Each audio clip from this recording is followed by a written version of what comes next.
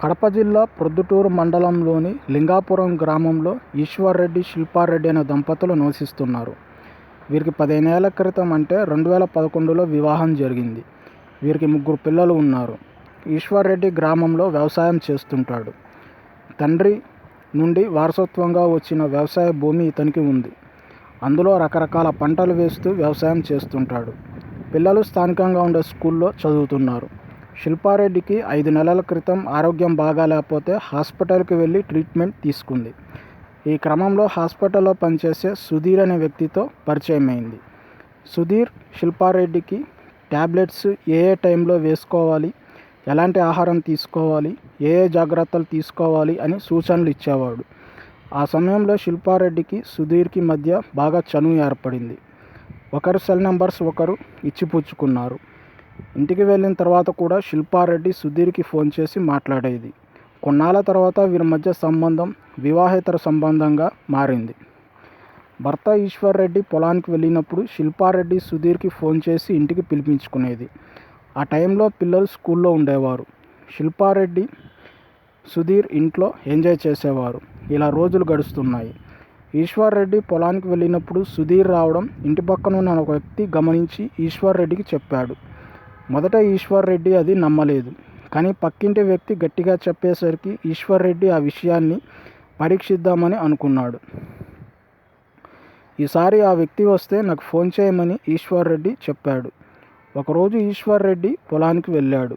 సుధీర్ ఇంటికి వచ్చాడు. వెంటనే పక్కింటి వ్యక్తి ఈశ్వర్రెడ్డికి ఫోన్ చేశాడు. ఈశ్వర్రెడ్డి వెంటనే ఇంటికి వెళ్ళి సుధీర్ని, శిల్పారెడ్డిని రెడ్ హ్యాండెడ్గా పట్టుకున్నాడు. నా ఆరోగ్యం ఎలా ఉందో తెలుసుకుందామని సుధీర్ వచ్చాడు అని శిల్పారెడ్డి నమ్మించే ప్రయత్నం చేసింది. నేను బయటకు వెళ్ళినప్పుడే వీడు వస్తున్నాడు, ఇప్పటికీ చాలాసార్లు వచ్చాడు. పక్కింటి వ్యక్తి నాకు అన్ని విషయాలు చెప్పాడని సుధీర్ని, శిల్పారెడ్డిని చావబాదాడు. దెబ్బలకు తట్టుకోలేక సుధీర్ బయటకు పారిపోయాడు. శిల్పారెడ్డి ఈశ్వర్రెడ్డి కాళ్ళ మీద పడి ఇంకోసారి ఇలా చెయ్యను, క్షమించమని ప్రాధేయపడింది. పిల్లల కోసం ఈ విషయాన్ని ఇంతటితో వదిలేస్తాను, ఇంకోసారి రిపీట్ అయితే నిన్ను చంపి జైలుకు వెళ్తాను అని ఈశ్వర్రెడ్డి స్ట్రాంగ్ వార్నింగ్ ఇచ్చాడు. 2 నెలలు శిల్పారెడ్డి, సుధీర్ కేవలం ఫోన్లోనే మాట్లాడుకునేవారు. సుధీర్తో శిల్పారెడ్డి మాట్లాడాక కాల్ హిస్టరీ డిలీట్ చేసేది. ఇద్దరూ కలుసుకునే మార్గం లేకపోవడం వల్ల ఇద్దరిలో విరహ వేదన పెరిగింది. ఒకరోజు శిల్పారెడ్డి సుధీర్కి ఫోన్ చేసి మనం ఎక్కడికైనా పారిపోదామని చెప్పింది. మనం ఎక్కడికి వెళ్ళినా నీ భర్త పట్టుకొని ఇద్దరిని చంపేస్తాడు, అసలు నీ భర్తే లేకుంటే ఏ ప్రాబ్లం ఉండదు అని సుధీర్ చెప్పాడు. శిల్పారెడ్డికి విషయం అర్థమైంది.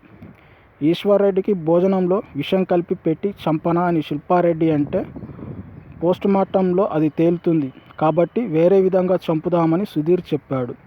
సుధీర్ ఆలోచించి రోడ్ యాక్సిడెంట్లో చంపేస్తే ఏ ప్రాబ్లం ఉండదు, ఒకవేళ ఆ ప్లాన్ ఫెయిల్ అయితే పొలంలో పనిచేసే టైంలో కిరాయి ముఠా చేత చంపిద్దామని చెప్పాడు.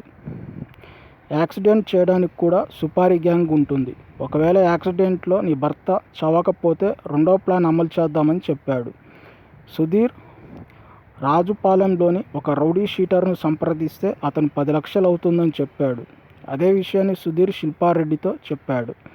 శిల్పారెడ్డి, సుధీర్ కలిసి బంగారం షాపులకు వెళ్ళి శిల్పారెడ్డి తన బంగారు ఆభరణాలను 5 లక్షలకు తాకట్టు పెట్టి సుధీర్కి ఇవ్వగా సుధీర్ రౌడీ షీటర్కు ఆ 5 లక్షలు అడ్వాన్స్ ఇచ్చాడు. ఈశ్వర్రెడ్డి చనిపోయాక ఆస్తులు అమ్మి మిగతా 5 లక్షలు ఇస్తామని సుధీర్ చెప్పాడు. రౌడీ షీటర్ తన గ్యాంగ్తో ఎర్రగుంట్ల రోడ్డులో ఒక టెంపుల్కి సమీపంలో కారుతో రెడీగా ఉన్నాడు. ఈశ్వర్రెడ్డి తన పొలానికి బైక్ మీద బయలుదేరి ఆ రోడ్డు వెంట వెళ్తుంటే స్పీడ్గా కారుతో రౌడీ షీటర్ ఢీ కొట్టాడు. ఈశ్వర్రెడ్డి బైక్ రోడ్డు మీద కొన్ని మీటర్లు ఈడ్చుకెళ్ళి ఆగిపోయింది. రోడ్డు మీద వాహనాలు తక్కువగా ఉన్నా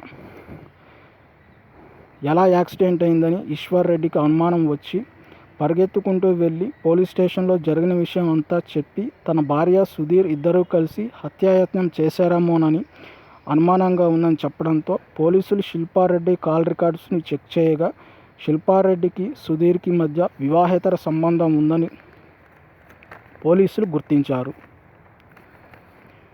సుధీర్ రౌడీ షీటర్కు కాల్ చేసిన కాల్ రికార్డ్స్ని కూడా గుర్తించడంతో పోలీసులు శిల్పారెడ్డిని, సుధీర్ని అదుపులోకి తీసుకొని వారి శైలిలో విచారించేసరికి మేమే ఇదంతా చేశామని వారు ఒప్పుకున్నారు. ఇద్దరిని అరెస్టు చేసి రిమాండ్కి తరలించారు. వీడియో నచ్చితే లైక్ చేయండి, షేర్ చేయండి, సబ్స్క్రైబ్ చేయండి, పక్కనే ఉన్న బెల్ సింబల్ని యాక్టివేట్ చేయండి.